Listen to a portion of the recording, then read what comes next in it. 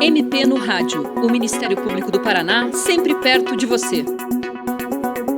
O MP no Rádio fala nesta edição sobre corrupção e proteção do patrimônio público. Nosso convidado é o Procurador de Justiça Maurício Kalash, coordenador do Centro de Apoio Operacional das Promotorias de Justiça de Proteção ao Patrimônio Público e à Ordem Tributária, uma unidade especializada do Ministério Público do Paraná. Doutor Kalash, em termos práticos, legais, como que a gente pode definir a corrupção? A corrupção é um ato de desonestidade que tem como efeito a dissolução de um vínculo de confiança. Então, a expressão corrupção ela abrange múltiplas formas de comportamento, mas também abrange o que na legislação penal é indicada como o crime de corrupção, que na verdade se apresenta sob duas formas: aquela em que alguém interessado no resultado de uma ação de um servidor público oferece ao servidor público alguma vantagem econômica indevida, portanto, esse que oferece a vantagem indevida é o corruptor, e o servidor que se deixa corromper é aquele que pratica o crime de corrupção passiva. Então, a ideia de corrupção é muito mais ampla do que a definição do crime de corrupção. Na legislação brasileira, especialmente na legislação penal, a gente pode listar uma série de comportamentos criminosos que não são denominados crime de corrupção, mas igualmente se trata de um ato de desonestidade, e nesse caso, desonestidade do servidor público ou desonestidade do particular que quer obter algum resultado favorável da ação praticada pelo servidor público. Então, só para exemplificar, a gente tem crimes como peculato, concussão, prevaricação, vários crimes de fraude em licitações e contratos, todos guardam a mesma ideia de um ato de desonestidade que tem como efeito lesar a credibilidade das instituições, especialmente da administração pública. Perfeito. E quais seriam as principais penalidades, doutor, que a legislação brasileira impõe para quem é condenado pelo crime de corrupção ou por outros crimes correlatos, como o senhor falou ali, peculato, que é um crime bem comum também? Para esses crimes contra a administração pública, praticados seja por servidores públicos ou seja por particulares, a legislação prevê penas de prisão, de multa. Como consequência da condenação, o condenado tem o dever de indenizar a administração. Se ele, com a prática da sua conduta, adquiriu bens ou outros valores como produto ou proveito do crime praticado, eles vão perder esses bens e esses valores. E ainda no caso de servidores públicos, ele se sujeita à perda do cargo, do mandato ou da função pública que exercia no tempo da prática do crime. Perfeito, doutor. E além da corrupção, que é crime, né, do crime de peculato também, a gente fala muito sobre ato de improbidade administrativa, quando a gente tem desvio de recursos públicos. Qual que é a diferença entre esses dois conceitos, a corrupção e o ato de improbidade? E como que a lei trata em termos de punição? Pois é, sob o ponto de vista da lei brasileira, corrupção é o crime que assim está definido no Código Penal, nos seus artigos 317 e 333. É uma espécie de ato ilícito que tem uma previsão específica no Código Penal. E improbidade administrativa são diversas condutas que lesam os interesses da administração pública e que estão previstas numa lei especial, na Lei de Improbidade Administrativa, só para constar, é a Lei 8.429 de 1992. Então, do ponto de vista legal, são condutas diferentes. Mas, assim, do ponto de vista, digamos assim, de conteúdo, são semelhantes, na medida em que constituem atos de desonestidade e que têm como efeito provocar uma desconfiança, uma perda de credibilidade das instituições públicas. Então, são diferentes na lei, mas são semelhantes nos efeitos que causam. Você podia dar alguns exemplos de ato de improbidade? Posso. Aliás, eu posso dar exemplos que possam se caracterizar tanto como crimes quanto como atos de improbidade.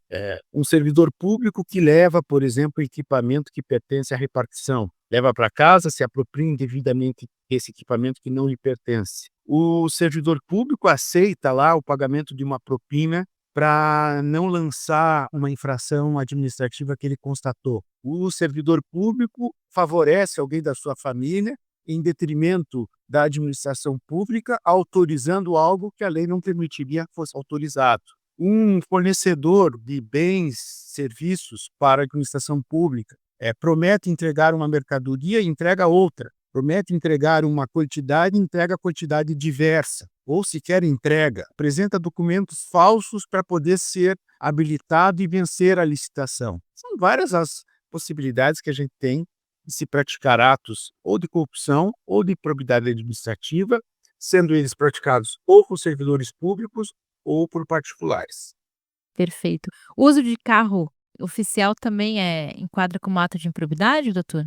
Esse é clássico, né?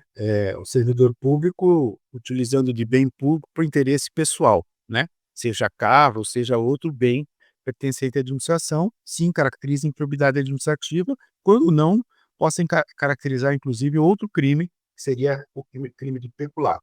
Perfeito. E doutor, especificamente sobre improbidade, quais são as penas cabíveis, relacionadas a esses agentes que cometem esse ato? Bom, dependendo da gravidade do ato de improbidade administrativa, e isso, sobre qual é a gravidade, a própria legislação é que indica, né, quando define os atos de improbidade administrativa, as sanções possíveis para os atos de improbidade administrativa são as de perda de bens ou valores acrescidos ilicitamente ao seu patrimônio, perda da função pública, quando se trata de um servidor público, né, suspensão de direitos políticos, o que inabilita a pessoa para concorrer a cargos eletivos e participar, por exemplo, de um concurso público, pagamento de multa civil e, no caso das empresas, proibição de contratar com o poder público ou de receber benefícios ou incentivos fiscais ou creditícios. As consequências são, do ponto de vista da legislação civil, bastante rigorosas.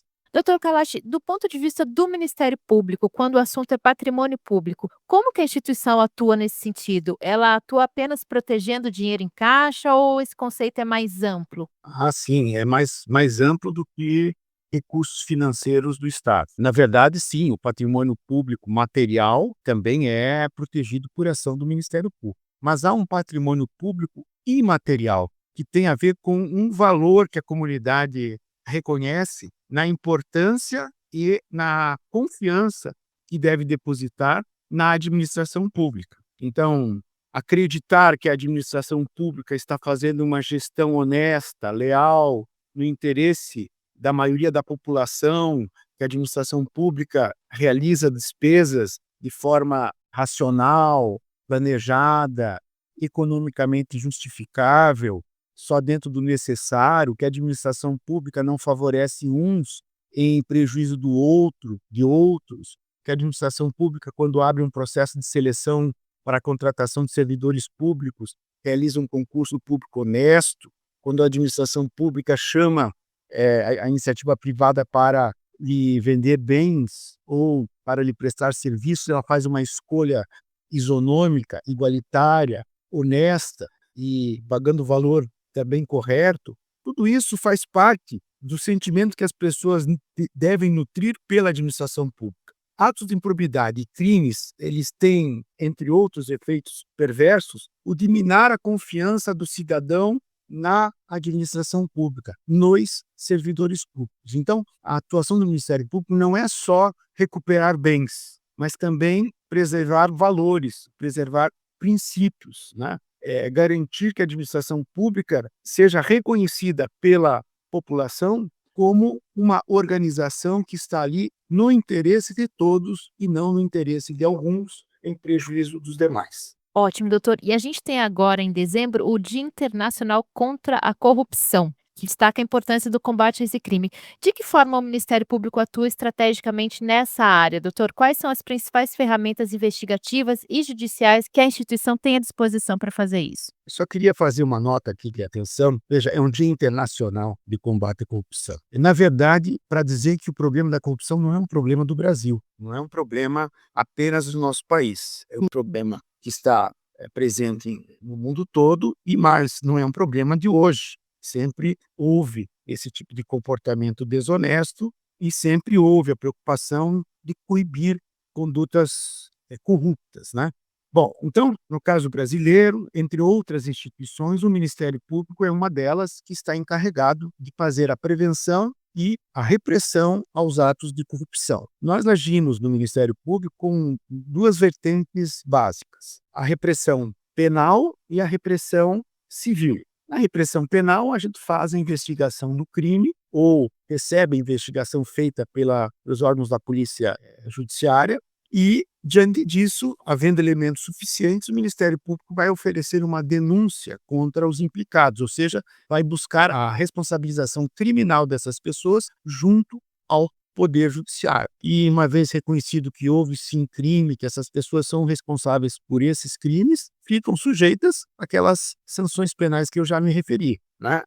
Prisão, multa, dever de indenizar a administração pública, perda do cargo público, no caso de servidores públicos, entre outros. Aliás, também a suspensão dos direitos políticos decorre de uma condenação criminal também. E no aspecto civil, utilizando dos instrumentos principalmente da ação de responsabilização por ato de improbidade administrativa, em que se buscará, uma vez comprovado o ato de improbidade, que seja aplicadas e cumpridas as sanções previstas em lei. Eu também já me referi, desde a perda de bens acrescidos ilicitamente ao patrimônio, aplicação de multa civil, suspensão de direitos políticos, proibição de contratar com o poder público e de receber benefícios fiscais e creditícios, e o mais importante no caso do servidor público, a perda da função pública. Certo. Doutor, e hoje a gente tem muitas questões de tecnologia que eu imagino que facilitaram o combate à corrupção. O senhor podia falar um pouquinho disso? Hoje, com a tecnologia, está mais fácil de esconder o crime, mas também está mais fácil de descobri-lo. Quer dizer, os meios de tecnologia, se por um lado facilitam coisas que no passado não era possível, utilização de e-mails, comunicação imediata entre vários criminosos, grupos de WhatsApp, guardar informações em nuvem, quer dizer, fora do próprio computador. Por outro lado, os órgãos de investigação do Estado hoje dispõem de meios que podem rastrear tudo isso, rastrear comunicações, rastrear operações financeiras, bancárias, tradicionais ou em meios de criptomoeda. Então, assim, a tecnologia veio para favorecer tanto o uso indevido dela, mas também para favorecer o uso institucional da tecnologia, e justamente para a defesa dos interesses da sociedade. Então, assim, hoje a investigação é muito mais rápida e muito mais profunda do que, por exemplo, nos anos em que eu iniciei a minha carreira no Ministério Público. Dá para rastrear dinheiro hoje, né, doutor? Dá para rastrear dinheiro do ponto de vista das operações bancárias, né, dentro do sistema oficial, e dá para rastrear movimentações em criptomoedas que possam estar sendo realizadas fora do sistema oficial financeiro.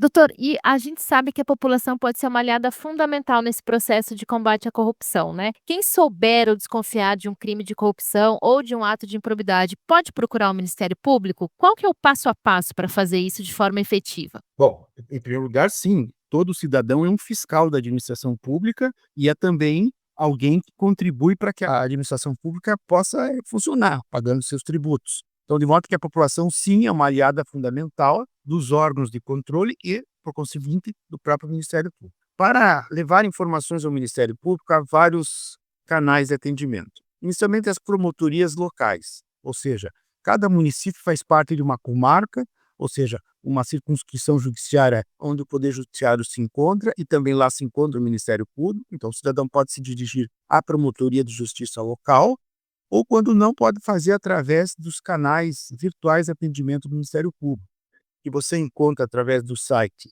mppr.mp.br/atendimento. Ali nós vamos encontrar outros canais de atendimento do Ministério Público, desde um formulário, desde um contato com a ouvidoria do Ministério Público e outras formas de atendimento, aí sim, presenciais, além das promotorias de justiça. Certo.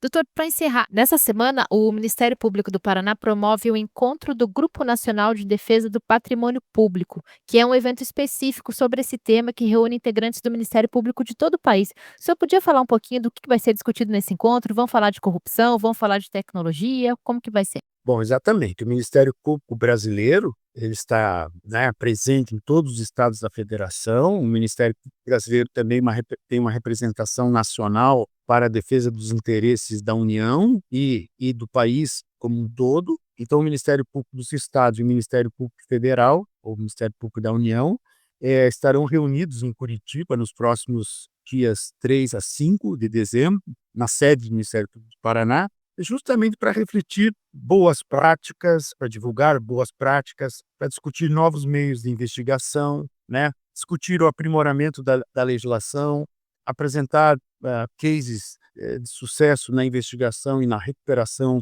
dos ativos.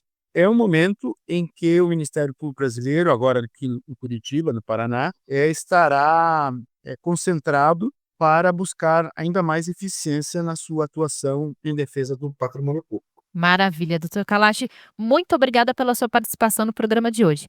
E você, ouvinte, também pode participar do MP no Rádio. Mande comentários e sugestões pelo e-mail mpnoradio@mppr.mp.br ou ligue no 41 3250 4469. E você quer saber mais sobre o que o Ministério Público pode fazer por você? Acompanhe o MP nas redes sociais. É só buscar pelo perfil @mpparaná. O programa desta semana teve produção, apresentação e edição de Patrícia Ribas. Até a próxima! Você ouviu MP no Rádio, uma produção da Assessoria de Comunicação do Ministério Público do Paraná.